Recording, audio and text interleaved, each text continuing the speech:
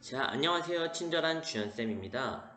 자, 우리가 이번 영상부터요, 아예 새로운 단원인 집합 단원에 대해서 들어갈 거예요. 자, 집합이라는 거는 선생님이 이때 배웠을 때 당시에는요, 자, 중학교 1학년 때도 배웠고, 고등학교 올라와서 다시 배운 그 개념이었기 때문에요, 난이도가 굉장히 쉬운 편이고요. 여러분이 조금만 집중하고, 조금만 이해를 한다면 굉장히 수월하게 배울 수 있는 그런 단원입니다. 자, 교재는 새롭게 1쪽을 펼쳐주시고요. 자, 준비가 됐으면 바로 시작해 보도록 하겠습니다.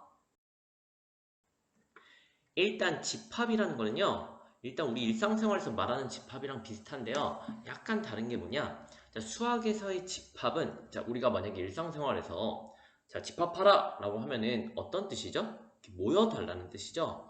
모인다는 거는 똑같아요. 자, 근데 아무나 모일 수 없잖아요. 그래서 어떤 기준이 있으면 기준에 따라서 대상이 분명한 것들을 모아는 거예요. 그래서 여기 정의를 한번 읽어볼게요. 어떤 주어진 조건에 의하여 그 대상을 분명하게, 여기 빈칸은 분명하게라고 적읍시다.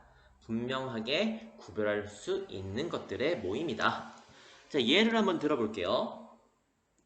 자, 일단 선생님 첫 번째. 자, 우리 학교에서 키가 170cm 이하인 사람의 모임을 가져라. 자, 그럼 누가 봐도 명확하게 내가 기다 아니다를 말을 할 수가 있죠. 자, 그럼 이 경우에는 집합이 맞아요. 자, 두 번째는 선생님 만약에 자, 우리 학교에서 잘생긴 사람들을 모여라 라고 했어요. 물론 선생님도 당연히 거기에 참여를 해야 되겠지만 누가 막 시기 질투를 해서 선생님 들어가면 안 됩니다 라고 할 수도 있잖아요. 자, 기준이 분명하지 않아요. 사람마다 내가 잘생겼다고 생각할 수도 있고요, 아니라고 생각할 수도 있을 거 아니에요. 그래서 자, 이렇게 기준에 따라서 대상이 분명하지 않은 경우에는 우리가 수학에서 집합이라고 할 수 없는 거예요. 간단하죠? 자, 그랬을 때 이 집합을 어떻게 쓰냐면요, A, 뭐 B, C 이런 식으로 꼭 대문자를 사용해서 적어야 됩니다. 됐죠? 자, 그러면 그 다음에 선생님이 만약에 170 이하인 사람의 모임을 가져라 라고 했더니, 자, 만약에 한별이라는 학생이 왔다고 한번 해볼게요. 자, 그럼 우리 한별이는 이 집합에 들어있는 사람인 거죠. 자, 그랬을 때 이 집합 안에 들어있는 이런 대상, 요런 하나하나를 우리는 원소라고 해요. 자, 그래서 원소의 정의를 다시 읽어보면요, 집합을 이루는 이 대상 하나하나라고 써주시면 돼요. 각각을 의미하는 겁니다. 자, 조금 이따 설명을 하겠지만 집합의 여러 가지 표현 방법이 있는데요. 대표적으로 이렇게 이 각각을 하나씩 쓰는 방법이 있어요. 자, 이때 모여야 되잖아요. 모임이기 때문에 묶어줘야 되거든요. 자, 그래서 이렇게 중괄호를 이용해서 많이 표현을 해줘요. 자, 그랬을 때, 자, 중괄호 안에 들어있는 이 각각을 원소라고 부르는데요. 자, 집합 표현이랑은 다르게 원소는 마음대로 표현할 수가 있어요. 자, 이런 식으로 알파벳 소문자를 쓸 수도 있고, 뭐 한글이든 그림이든, 자, 친절한 주연쌤처럼 이런 식으로 한글을 써도 되고요. 뭐 또는 이 집합 안에 또 다른 집합을 또 넣을 수도 있어요. 그래서 원소에는 다른 기준이 없다. 그냥 쓰고 싶은 거 마음대로 쓸 수 있다라는 것만 알고 있으면 되겠습니다. 됐죠? 자, 그러면 이제 원소의 표현 방법에 대해서 살펴볼 건데요. 자, 만약에 이게 집합 A라고 한번 해볼게요. 이 집합이. 자, 그랬을 때 지금 소문자 A라는 녀석은 이 A의 원소이죠. 그렇죠? 자, 그거를 어떻게 다르게 말을 하냐면요, 이 A가 집합 A에 속한다 라고 해요. 속한다. 들어있다 이 말이죠. 그래서 원소이다 라는 말과 같은 말은 속한다 입니다. 되나요? 자, 그랬을 때 이거를 기호로 어떻게 쓰냐면요, 우리가 원소라는 거는요, 영어로 엘리먼트거든요. 자, 이 엘리먼트에서요, E를 가지고 왔어요. 그래서 자, 만약에 A 소문자 A가 대문자 A의 원소이다 라고 하면요, 이 E를 여기다 적어주세요. E를 대신 부드럽게 이렇게 적어주세요. 됐나요? 자, 요 기호 잘 기억해 두세요. 자, 반대로 원소가 아니다라고 하면요, 기호를 먼저 써볼까요? 만약에 B라는 거는 지금 이 집합 A에 들어있지 않죠? 자, 그러면 B는 집합 A의 원소가 아니다니까 이렇게 원소 기호를 써주시고 아니다 이렇게 그어주시면 돼요. 자, 다른 표현도 마찬가지예요. 우리가 아까 원소이다를 다르게 표현하면 속한다 라고 했죠. 자, 그러면 원소가 아니다는 뭐라고 하면 되겠어요? 속하지 않는다 라고 해주면 되겠죠. 그래서 여기 빈 칸에는 속하지 않는다 라고 적어주시면 돼요. 됐죠? 자, 그럼 이걸 바탕으로 한번 문제를 한번 풀어볼게요. 자, 1번 문제 봅시다, 옆에. 1번 문제 보시면 다음 집합인 것을 찾고 그 집합의 원소를 모두 말하라. 자, 속해 있는 녀석들을 다 골라라 라는 뜻이죠. 일단 집합인 것부터 체크해 봅시다. 자, 첫 번째는 10보다 작은 자연수들의 모임이래요. 자, 누가 봐도 명확하게 1부터 2, 3 해서 10보다 작으니까 9까지 가능하죠. 그래서 1번은 정답이고요. 자, 다음과 같이 1부터 9까지가 원소라고 할 수가 있겠습니다. 자, 집합기호를 이렇게 씌워볼게요. 중괄호로. 초등학생 때 배웠겠지만 중괄호는 이런 식으로 이렇게 튀어나오고요. 오른쪽도 마찬가지로 이런 식으로 그려주면 돼요. 됐죠? 자, 두 번째는 자, 사물놀이에 사용되는 전통 악기의 모임이래요. 얘는 명확한가요? 얘는 집합이 맞아요. 선생님, 이 사물놀이가 뭐죠? 사물놀이에는 우리 네 가지 악기가 들어가요. 자, 뭐가 들어가냐면요. 자, 일단 징 들어가고요. 그 다음 북 들어가고요. 그 다음에 장구 들어가고요. 자, 마지막엔 꽹과리가 들어가요. 이거는 그냥 상식이니까 알고 계세요. 자, 3번 보시면 맛있는 과일의 모임이래요. 자, 이건 집합이 아니겠죠. 자, 예를 들어서 선생님은 뭐 수박이 맛있는 과일이라고 생각할 수 있지만 우리 다른 학생은 전 수박 좋아하지 않아요 라고 할 수도 있겠죠. 사람마다 다르기 때문에 대상이 명확하지 않아서 집합이 아닌 겁니다. 자, 4번도 마찬가지죠. 아주 큰 수의 모임이래요. 아주 큰 수가 뭔지 명확하지 않네요. 됐죠? 3번 문제를 다시 한번 볼게요. 3번 문제 봅시다. 자, 지금 집합 A를요, 소수들의 모임을 집합 A라고 두겠대요. 자, 소수가 뭐였죠? 소수. 뭐 0점 몇 이런 것도 소수지만 여기서 말하는 소수는요. 자, 이거 잘 알고 계세요. 약수가 1이랑 자기 자신. 요것만 갖는 숫자를 말하는 겁니다. 자, 예를 들면은 2 같은 경우는 약수가 1이랑 2가 되겠죠. 자, 그리고 3 같은 경우도 약수가 1, 3밖에 없죠. 이런 숫자인데요. 좀 더 엄밀하게 정확하게 얘기를 하자면요. 사실은요. 1보다 큰 수중이에요. 1보다 큰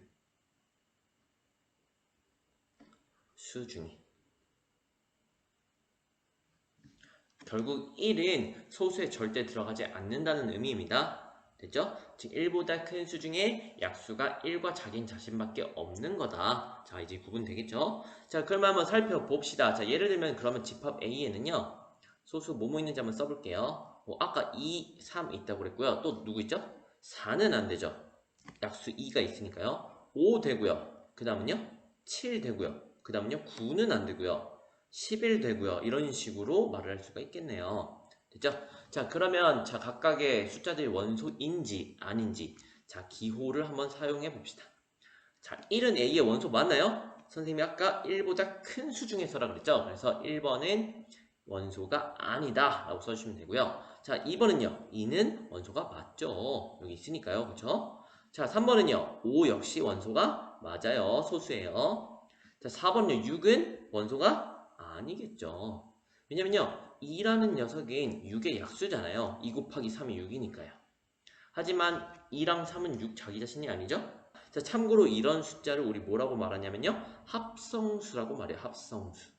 자, 이런 식으로 선생님이 개념 약간 설명을 하고 그 관련된 문제를 풀고 자, 개념 설명, 관련된 문제 이런 식으로 풀어서 이번 영상을 마치도록 할게요.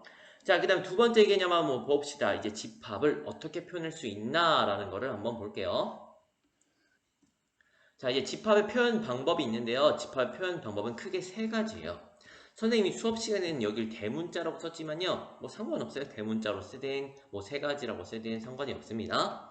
자, 첫 번째 가장 대표적인 거는요. 가장 많이 쓰는 것 중에 하나가 원소 나열법이라고 하는 거예요. 이게 뭐냐면요. 우리 아까 이미 쓴 거예요. 자, 선생님 예를 하나 들자면요. 자, 집합 A라고 쓰고요. 자, 이 중괄호 안에 1, 2, 3이라고 썼어요. 우리 아까도 이렇게 표현했었죠? 자, 이런 거를 원소를 하나하나 나열했기 때문에 원소 나열법이라고 합니다. 자, 그럼 다시 한번 읽어보면요. 원소 나열법은요, 그 집합에 속하는 모든 원소를, 이 원소들을 중괄호, 아까 썼죠? 선생님이 중괄호 표시, 이렇게. 요 기호 안에, 자, 나열하는 방법이다. 나열하는 방법. 한 개 한 개 다 쓴다는 뜻이에요. 됐죠? 자, 이렇게 나열하는 방법인데요. 원소 나열법에서 주의해야 될 사항이 있어요. 자, 선생님이 얘를 1, 2, 3이라고 썼지만요. 자, 선생님이 다른 예제를 한번 들어볼게요. 집합 B를 만약에 3, 2, 1이라고 한번 해볼 거고요. 집합 C는 1, 1, 3이라고 한번 해볼게요. 자, 이 경우에 지금 살펴보면요. 집합 A랑 집합 B는 지금 순서만 다르죠. 순서만 다르지만 얘네는 같은 집합이에요. 즉, 집합 안에서 원소들은요, 순서가 중요하지 않다는 뜻이에요. 됐죠? 자, 그리고 집합 C 보시면 특징이 1이라는 원소를 2번 썼죠. 이러면 안 돼요.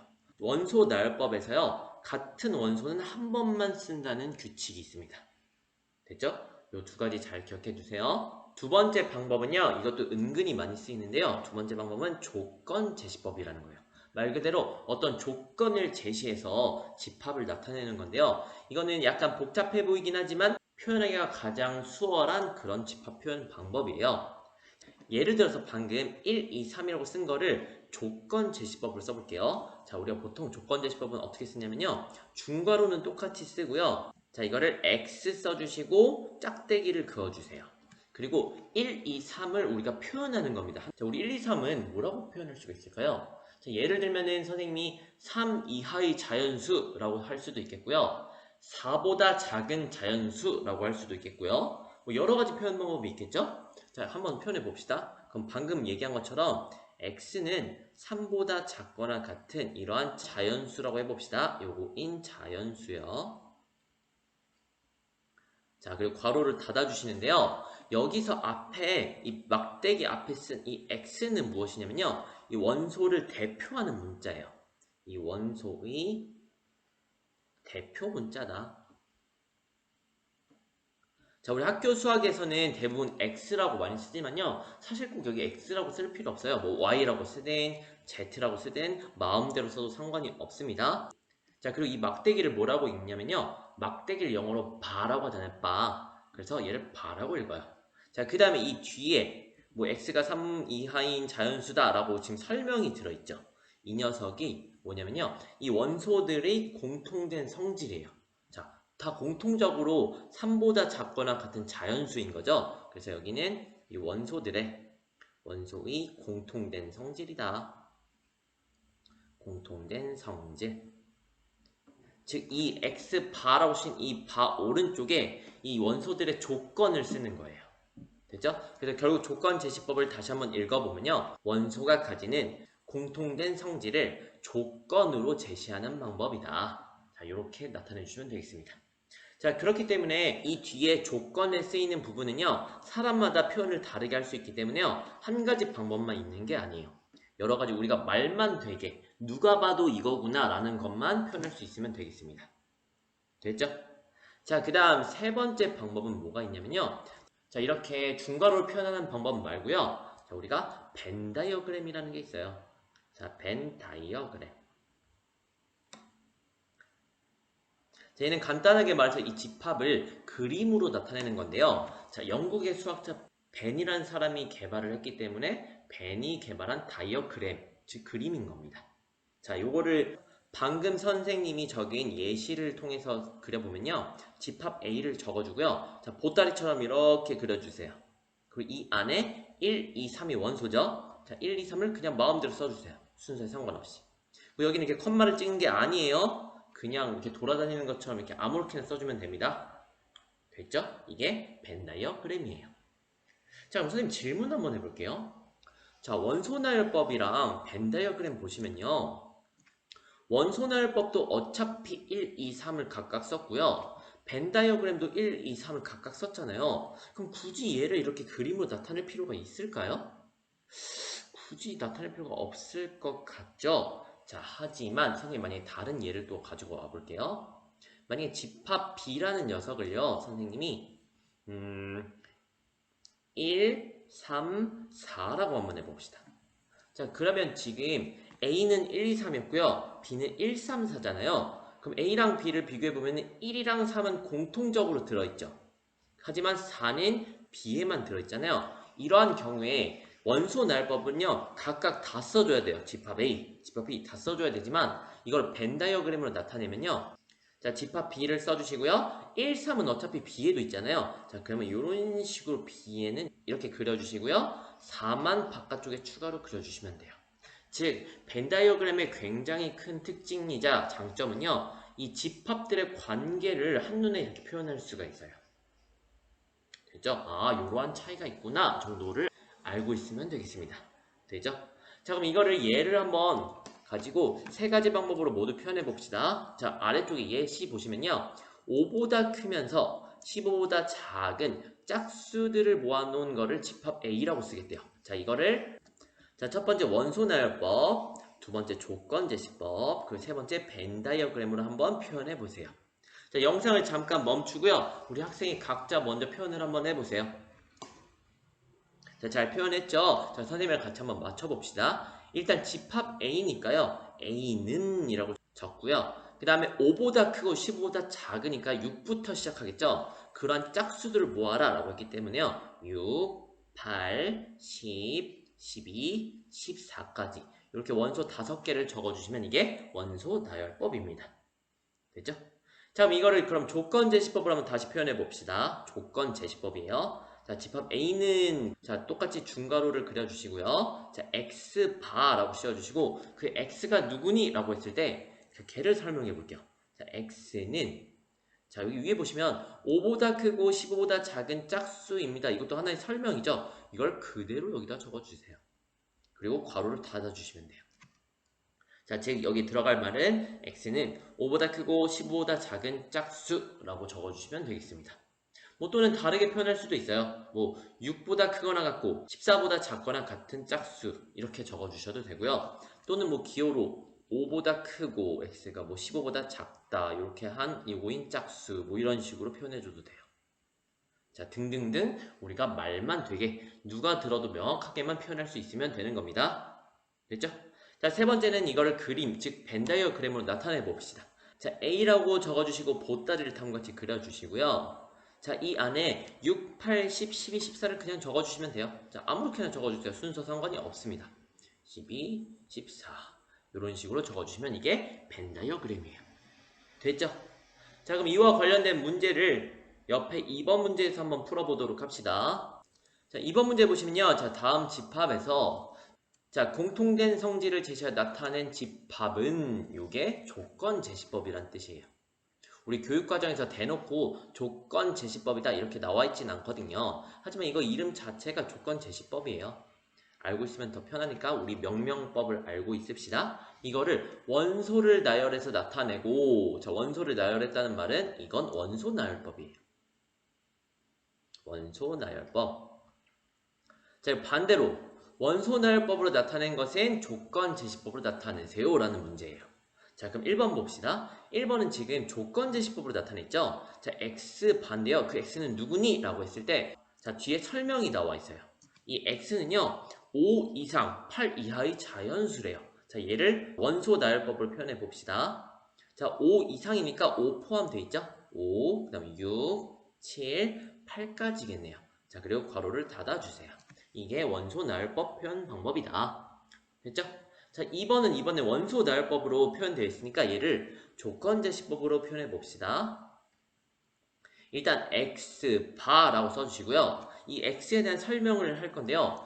참 특징 보니까 1, 2, 4, 8은 8의 약수들이네요. 그쵸? 그래서 x는 8의 약수 이렇게 적어주시면 되겠죠.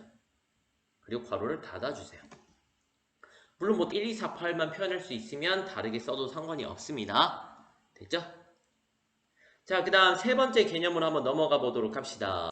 자, 세 번째는 공집합이라는 건데요. 자, 공 하니까 뭐가 떠올라요? 동그란 거요? 아, 그거 말고요. 자, 예를 들어서 일상생활에서요. 뭐 공복이다, 공백이다, 뭐 이런 거 살펴보면 그때 쓰이는 공은 없다라는 뜻이죠. 비어있다라는 뜻이에요. 그래서 공집합이라는 게 어떤 집합이냐면요. 원소가 하나도 없는 집합을 말해요. 하나도 없는. 그러니까 원소가 아무것도 없는 거예요. 그랬을 때 이거를 기호로 어떻게 쓰냐면요. 자, 동그라미 아무것도 없다라고 쓰고 짝대기를 그어주세요. 이게 공집합이에요. 얘도 집합은 집합입니다. 아무것도 없는 집합일 뿐이에요. 자, 근데 이게 다르게 표현하는 방법도 있긴 있어요. 이걸 거의 쓰지는 않지만 우리 아까 집합을 원소날법 또는 조건 제시법 할 때 중괄호를 사용해서 표현한다 그랬죠? 그때 아무것도 없으니까 그냥 중괄호 안을 이렇게 비워주시면 얘도 공집합이라는 뜻이에요. 자, 혹시나 뭐 문제집이나 다른 뭐 서적 같은 걸 봤을 때 이렇게 그려져 있으면 아, 얘 공집합이구나 라는 것만 알고 있으면 돼요. 학교 수학에서는 대부분 요 기호를 많이 씁니다. 알겠죠? 자, 그리고 이제 다음 개념으로 넘어가 볼게요. 이제 유한집합의 원소의 개수가 뭐냐라는 걸 살펴볼 겁니다.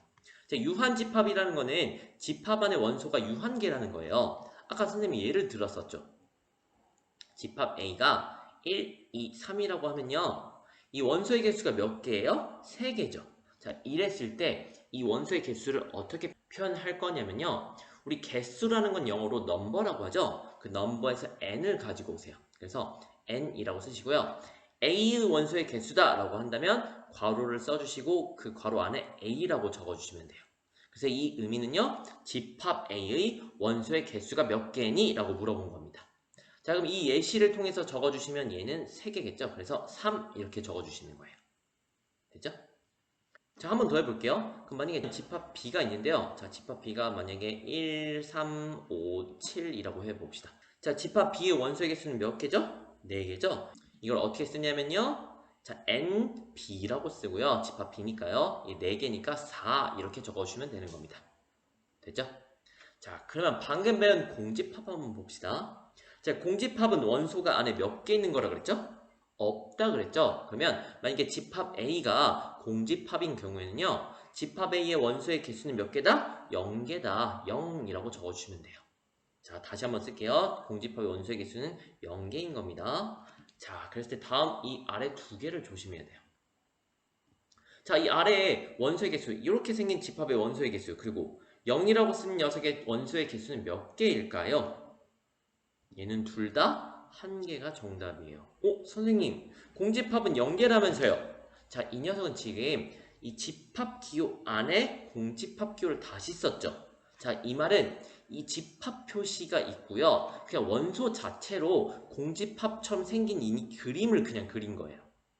즉, 집합 안에 공집합처럼 생긴 기호를 그냥 쓴 것 뿐입니다. 그래서 이러한 기호 한 개가 들어있죠? 그래서 한 개인 거예요.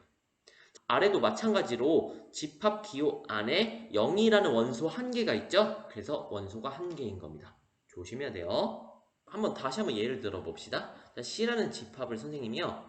0, 1, 공집합, 그리고 괄호하고 0, 괄호하고 0, 1, 이렇게 한번 집합을 만들어 볼게요.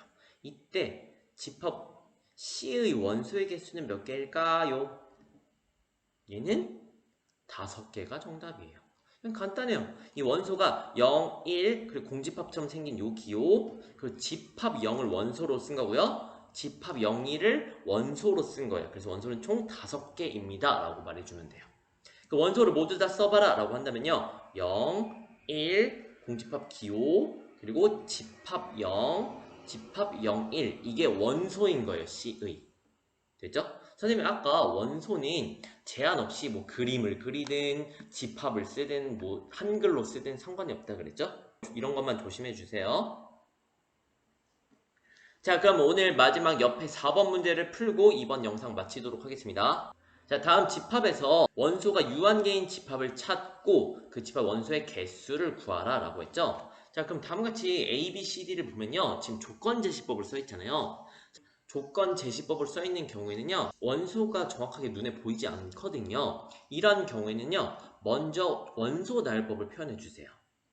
자, A부터 봅시다. 자, 10의 약수들을 모아놨대요. 10의 약수는 뭐가 있죠? 1, 2, 3, 4, 6, 12가 되겠죠? 자, 그래서 따라서 집합 A의 원소의 개수는 몇 개요? 6개요. 이렇게 적어주시면 되겠습니다. 아, 우리가 원소 나열법을 표현하니까 원소가 한눈에 들어오죠?